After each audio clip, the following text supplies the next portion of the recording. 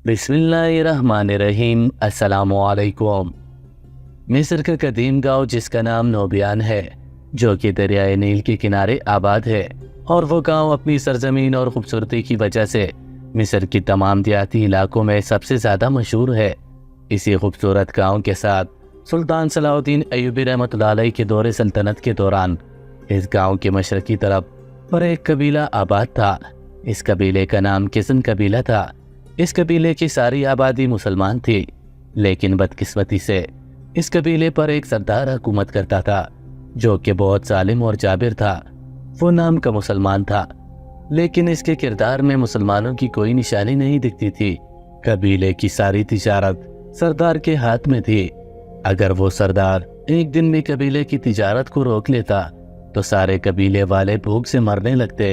यही वजह थी कि सारे कबीले वाले इसके आगे नहीं बोल पाते थे, और मिस्र के अंदर जितने भी कबाइल आबाद थे, इस दौर में इनका ये असूल था कि कबीले के सरदार के खिलाफ जाने वाले को बागी समझकर कबीले के दरमियान में कत्ल कर दिया जाता।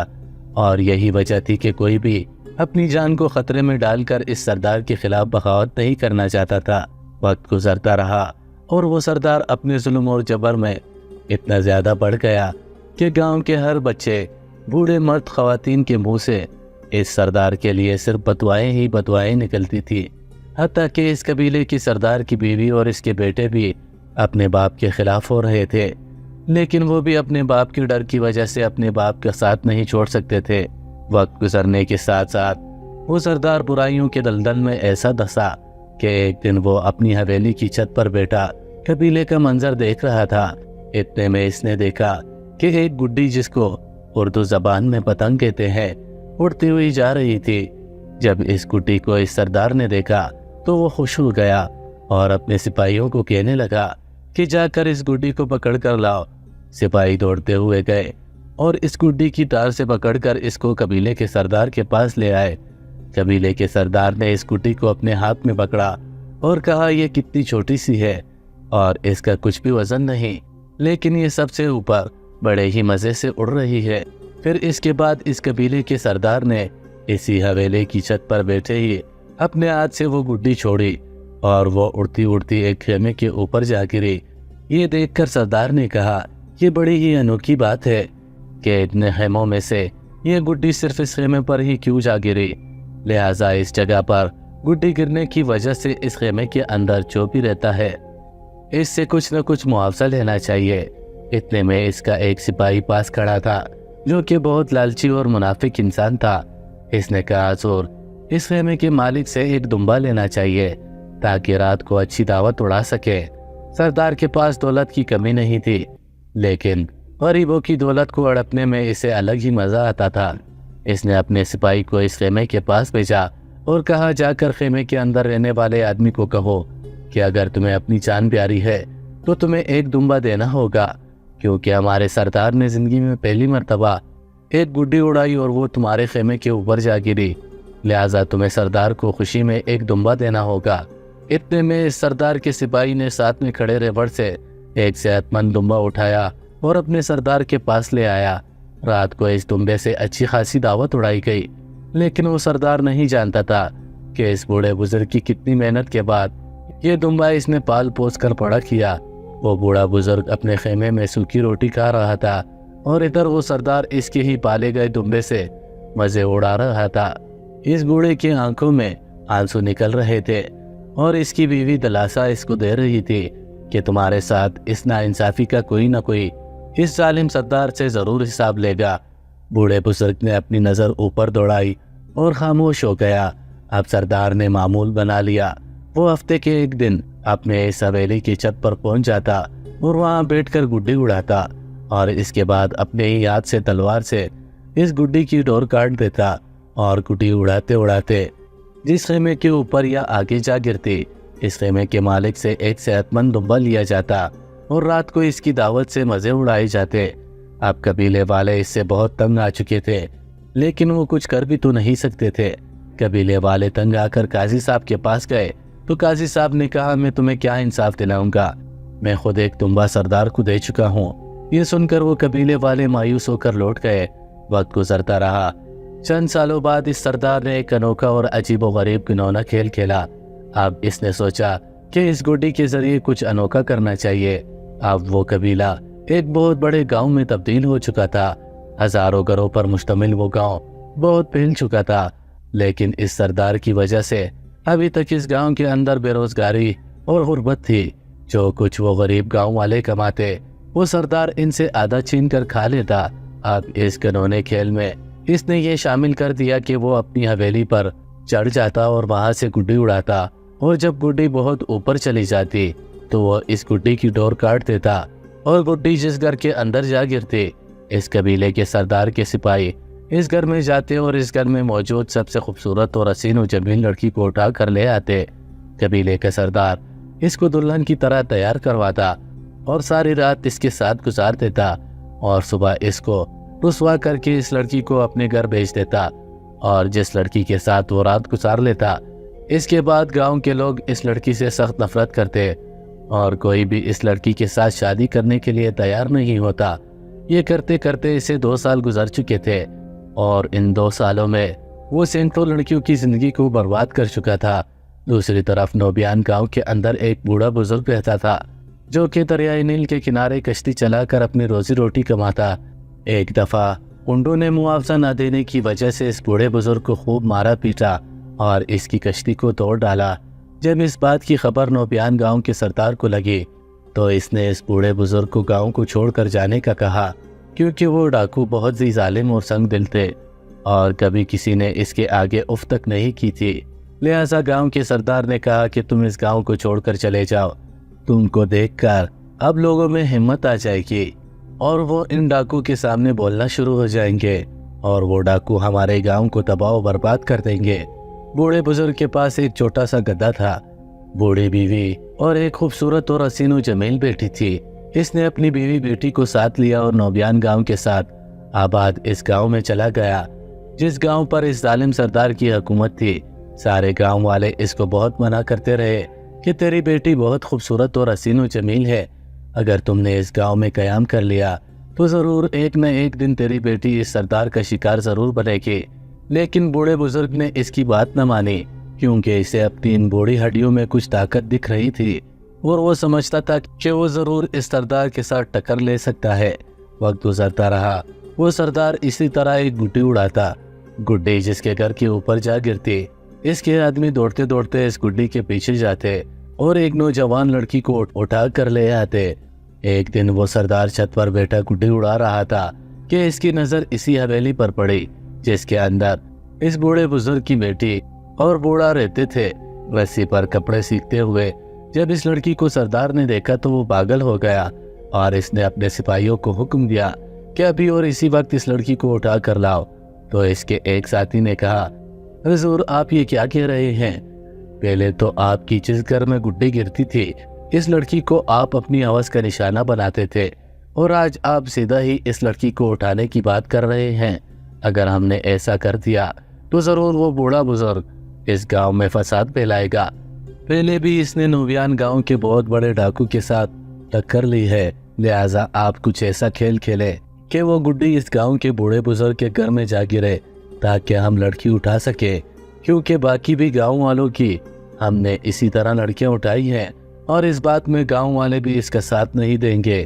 سردار کو یہ ترکیب پسند آئی، لیکن سردار جب بھی گڈی اڑاتا گڈی اس بوڑھے بزرگ کے گھر کے اوپر اڑتی ہوئی چلی جاتی، لیکن اس کے گھر کے اندر نہ گرتی۔ وقت گزرنے لگا، اسی سردار کے سپاہیوں میں ایک نوجوان تھا جو کہ اس بوڑھے بزرگ کی بیٹی کو بہت پسند کرتا تھا اور اس کے ساتھ محبت ہونے کے بعد اب اس کا دل پگھل چکا تھا، لیکن مجبوری کی وجہ سے وہ اس سردار کے غلط کاموں میں اس کا ساتھ دے رہا تھا۔ جب اسے پتا چلا کہ اب ہمارے سردار اس بوڑھے بزرگ کی بیٹی کو ہوس کا نشانہ بنانے کی کوشش کر رہا ہے تو اس سے رہا نہ گیا اور وہ رات کے اندھیرے میں بوڑھے بزرگ کے پاس جا پہنچا۔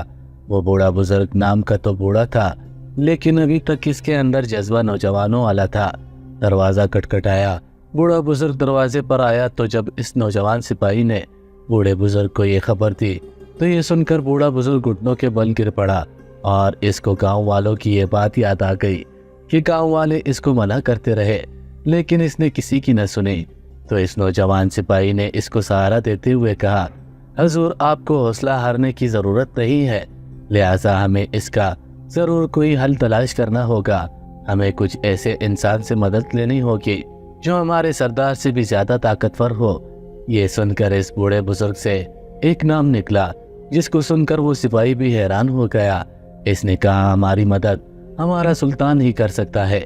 یہ سن کر اس سپاہی نے کہا، حضور ہماری کہاں اوقات کے ہم سلطان کے پاس جائیں اور وہ ہماری مدد کرے۔ سلطان صلاح الدین ایوبی اکثر جنگوں میں محاذ پر ہوتے ہیں، لہٰذا سلطان کا یہاں آنا ممکن نہیں۔ یہ سن کر اس بوڑھے بزرگ نے کہا کہ مجھے پورا یقین ہے کہ سلطان صلاح الدین ایوبی میری ضرور مدد کرے گا۔ اب اس بوڑھے بزرگ نے اس نوجوان سپاہی کو کہا کہ تمہیں ہوشیاری سے کام لینا ہوگا تاکہ تمہارے سردار کو تم پر شک نہ ہو۔ اس سے پہلے کہ تمہارے سردار میری بیٹی کے اوپر غلط نظر ڈالے، میں اس کو انجام تک پہنچا دوں گا۔ نوجوان نے بوڑھے بزرگ کی بات سنی اور اپنی منزل کی طرف چلا گیا۔ اگلی صبح بوڑھا بزرگ اپنے گدھے پر سوار ہوا اور چلتا چلتا چند دنوں کے اندر سلطان صلاح الدین ایوبی رحمۃ اللہ علیہ کے دربار میں حاضر ہوا۔ سلطان صلاح الدین ایوبی دربار میں مصروف تھے، لیکن سلطان صلاح الدین ایوبی نے جب اس بوڑھے بزرگ کی حالت کو دیکھا تو سیدھا اسے اپنے پاس بلایا اور کہا، بابا جی آخر کس مشکل نے آپ کو یہاں اس حالت میں آنے پر مجبور کر دیا؟ تو بوڑھے بزرگ نے شروع سے لے کر مکمل داستان سنائی اور کہا، سلطان معظم، اس گاؤں کا سردار ایک گڈی اڑاتا ہے اور اس کی ڈور کاٹ دیتا ہے، اور اڑتی ہوئی گڈی جس گھر پر جا گرتی ہے وہ اس گھر کی عزت کو لوٹ لیتا ہے، اور اس نے میری بھی عزت لوٹنے کی کئی بار کوشش کی، لیکن اس کی کوشش ناکام جاری رہی۔ اس کا ایک قریبی سپاہی جو کہ اس کا بہت وفادار ہے، اس نے مجھے بتایا کہ وہ سردار کوئی قانونہ کھیل کھیل کر تیرے گھر کی عزت کو لوٹنا چاہتا ہے۔ سلطان صلاح الدین ایوبی رحمۃ اللہ علیہ نے سپاہیوں کو حکم دیا کہ ابھی اور اسی وقت جا کر اس گاؤں کے سردار کو پکڑ کر میرے سامنے لاؤ تاکہ اسے میں سخت سے سخت سزا سنا سکوں۔ تو یہ سن کر اس بوڑھے بزرگ نے کہا، سلطان معظم، میں نہیں چاہتا کہ آپ اسے ایسی سزا دیں جس سزا کو دیکھ کر لوگ چند دنوں کے بعد بھول جائیں۔ میں چاہتا ہوں کہ آپ اس کو ایسی سزا دیں جس کو دیکھ کر آنے والی نسلیں بھی یاد رکھیں کہ اس طرح کا کام کرنے کی کوئی جرت نہ کر سکے۔ سلطان صلاح الدین ایوبی نے کہا، بابا جی پھر آپ بتائیں ہمیں کیا کرنا ہوگا؟ تو اس بوڑھے بزرگ نے کہا، سلطان معظم، کوئی آپ ہی ترکیب سوچیں جس سے اس سردار کو سبق سکھایا جا سکے۔ تھوڑی دیر سوچنے کے بعد سلطان صلاح الدین ایوبی رحمۃ اللہ علیہ نے کہا، کیا اس سردار کی اپنی بیٹی ہے؟ اس نے کہا، جی ہاں سلطان معظم، اس کی ایک خوبصورت اور حسین و جمیل بیٹی ہے۔ سلطان صلاح الدین ایوبی رحمۃ اللہ علیہ نے اپنے ایک سپاہی کو بھیجا اور اس میں پیغام لکھا کہ تم جا کر اس سردار کے اس قریبی سپاہی تک یہ پیغام پہنچاؤ کہ تمہیں سلطان صلاح الدین ایوبی بلا رہے ہیں۔ سلطان کا سپاہی پیغام لے کر اس سردار کے سپاہی کے پاس پہنچا جو اس بوڑھے بزرگ کی بیٹی کو پسند کرتا تھا۔ جب اس سپاہی نے سلطان کا حکم نامہ پڑھا تو اسی وقت اپنے سردار کی نظروں سے اوجھل ہو کر سلطان کی خدمت میں حاضر ہو گیا۔ سلطان صلاح الدین ایوبی رحمۃ اللہ علیہ نے کہا کہ بتاؤ تمہارا سردار کیا کیا کرتا ہے؟ اس نے سلطان کو تفصیل سے بتایا اور کہا، سلطان معظم، ہمارا سردار ایک گڈی کو اڑاتا ہے اور اس گڈی کو اڑانے والا میں ہوتا ہوں، اور جب گڈی اوپر چلی جاتی ہے تو اس کی ڈور وہ اپنی تلوار سے کاٹتا ہے، اور جب ڈور کٹتی ہے اور پتنگ جس گھر میں جا گرتی ہے اس گھر کی عزت کو لوٹ لیتا ہے۔ یہ سن کر سلطان صلاح الدین ایوبی رحمۃ اللہ علیہ نے کہا، اے نوجوان، آج پتنگ یعنی کہ گڈی اس سردار کے اپنے ہی گھر میں گرنی چاہیے۔ یہ سن کر اس نوجوان نے کہا، حضور یہ کیسے ممکن ہے؟ سلطان صلاح الدین ایوبی رحمۃ اللہ علیہ نے کہا، آج تم اپنے سردار کو کہنا کہ حضور آپ کئی سالوں سے اپنی حویلی پر بیٹھ کر گڈی اڑاتے ہیں، آج کیوں نہ ساتھ میں موجود پہاڑی پر جا کر گڈی کو اڑائیں؟ ہو سکتا ہے گڈی اڑتے اڑتے اسی بوڑھے بزرگ کے گھر کے اوپر جا گرے۔ نوجوان کو سلطان کی یہ ترکیب پسند آ گئی اور وہ سردار کے پاس آیا۔ جب سردار چھت پر گڈی اڑانے لگا تو اس نوجوان نے اپنی ترکیب اس کے سامنے رکھی۔ سردار بے وقوف تھا اور وہ گڈی لے کر اپنے سپاہیوں کے ساتھ پہاڑی پر چلا گیا اور جا کر گڈی اڑائی اور اس کی ڈور کاٹ دی۔ لیکن سپاہی نے عقل مندی کا کام کیا، اس ڈور کے علاوہ ایک اور ڈور اس نے خفیہ اس کے ساتھ باندھ دی، اور وہ ڈور اس نے اپنے لیے قریبی ساتھی کے ہاتھ میں دے دی، اور اس نے کہا کہ تم نے اس وقت تک گڈی کو نہیں گرنے دینا جب تک گڈی اس سردار کے گھر کے اوپر چلی جائے، اور جیسے ہی وہ پتنگ سردار کے گھر کے اوپر جائے تم نے اس گڈی کو نیچے کھینچ لینا ہے، لیکن اس طرح تم نے کھینچنی ہے کہ جیسے وہ خود بخود نیچے آ رہی ہو۔ اس کا ساتھی سمجھ گیا، اور جیسے ہی اس نے گڈی اڑائی سردار نے ڈور کاٹی، لیکن گڈی ابھی گرنے کا نام ہی نہیں لے رہی تھی۔ سردار بڑا حیران تھا، اور گڈی نے اڑتے اڑتے سردار کے گھر کی طرف رخ کر دیا۔ سردار اپنے گھوڑے کو دوڑاتا اس گڈی کے پیچھے آ رہا تھا، اور وہ گڈی اس سردار کے گھر کی طرف جا رہی تھی۔ وہ سردار نہیں جانتا تھا کہ اس کی ڈور کسی اور کے ہاتھ میں ہے۔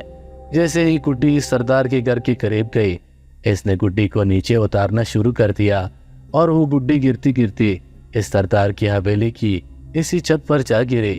اب سارے گاؤں والے اکٹھے ہو گئے، کیونکہ انہیں بھی سلطان صلاح الدین ایوبی رحمۃ اللہ علیہ کے سپاہیوں کی مدد حاصل ہو گئی تھی۔ اب سارے گاؤں والوں نے کہا، اے ظالم سردار، جب تک کسی اور کے گھر میں گڈی گرتی تھی وہ اس گھر کی عزت کو لوٹتا تھا، آج تمہاری اپنی بیٹی کی عزت کو لوٹنے کا وقت آ گیا ہے۔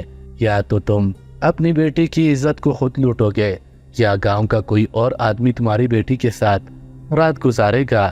سردار نے منع کیا تو سلطان صلاح الدین ایوبی رحمۃ اللہ علیہ کے سپاہیوں نے کہا کہ اگر تم نے ایسا نہ کیا تو سلطان صلاح الدین ایوبی کے سپاہی تیرے ٹکڑے ٹکڑے کر کے تمہیں گاؤں کے چوراہے پر لٹکا دیں گے۔ اس سردار نے سمجھا کہ شاید میں اس طرح بچ جاؤں گا، اور اس ظالم سردار نے حکم دیا کہ میری بیٹی کو دلہن کی طرح تیار کیا جائے۔ جب اس کی بیٹی کو دلہن کی طرح تیار کیا گیا تو اس کو گاؤں کے ایک بھکاری کے ساتھ ایک کمرے میں بھیج دیا گیا۔ جب اس سردار نے دیکھا کہ میری بیٹی ایک بھکاری کے ساتھ رات گزارے گی تو وہ یہ بات برداشت نہیں کر سکا، اور اسی وقت گھوڑے سے گر کر مر گیا۔ لیکن اس بھکاری نے اس لڑکی کو ہاتھ تک بھی نہیں لگایا، کیونکہ وہ گاؤں کی امانت تھی۔ اب اس گاؤں کے سردار کے خاتمے کے بعد سارے گاؤں والے سلطان صلاح الدین ایوبی کے پاس گئے، اور سلطان صلاح الدین ایوبی اور اس بوڑھے بزرگ کا شکریہ ادا کیا کہ اگر یہ بوڑھا بزرگ نہ آتا اور یہ مدد لینے کے لیے سلطان کے پاس نہ جاتا تو شاید کہیں اور آنے والی نسلیں اس ظالم سردار اور اس کے ساتھیوں کی ہوس کی شکار بنتی۔ اس کے بعد سلطان صلاح الدین ایوبی رحمۃ اللہ علیہ نے اس کی لاش کو گھوڑے کے پیچھے باندھ کر دوڑانا شروع کر دیا، اور اس کی لاش کے ٹکڑے ٹکڑے ہوتے ہوئے پورے گاؤں میں پھیل گئے۔ اب سلطان صلاح الدین ایوبی رحمۃ اللہ علیہ نے اس بوڑھے بزرگ کو کہا، بابا جی، جب یہ گاؤں والوں نے سارا ماجرا دیکھ لیا اب یہ بات پورے مصر میں پھیل جائے گی، اور اب اس طرح کی حرکت کرنے کی کوئی کوشش بھی نہیں کرے گا۔ بوڑھے بزرگ نے سلطان صلاح الدین ایوبی رحمۃ اللہ علیہ کا شکریہ ادا کیا، اور اس کے بعد سلطان صلاح الدین ایوبی رحمۃ اللہ علیہ نے اس بوڑھے بزرگ کی بیٹی اور اس بہادر سپاہی کی جس نے اس بوڑھے بزرگ کا ساتھ دیا تھا اس کا نکاح کر دیا۔